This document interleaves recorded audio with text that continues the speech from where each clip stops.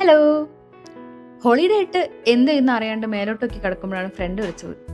She's coming over എന്ന് പറഞ്ഞിട്ട്. Okay ശരി, എന്തെങ്കിലുമൊക്കെ ചെയ്യാം, ചില്ല് ചെയ്യാമെന്നൊക്കെ വിചാരിച്ചു.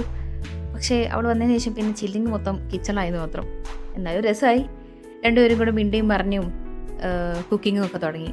ലഞ്ചിനായിരുന്നു അത് വന്നത്. സോ ഞങ്ങൾ കുറച്ച് ചോറും ചിക്കൻ പൊരിച്ചതും ദാലൊക്കെ ഉണ്ടാക്കി. ചിക്കൻ അവിടെ മൊരിമൊരാന്ന് മൊരിഞ്ഞുകൊണ്ടിരിക്കുമ്പോൾ ഞങ്ങൾ കുനുകുനേന്ന് സംസാരിച്ചുകൊണ്ടിരിക്കുകയായിരുന്നു. കിച്ചണിലിങ്ങനെ നിൽക്കുമ്പോൾ ആരെങ്കിലുമൊക്കെ നമ്മളോട് സംസാരിക്കാനൊക്കെ ഉണ്ടാകുന്ന ഒരു രസമാണ്.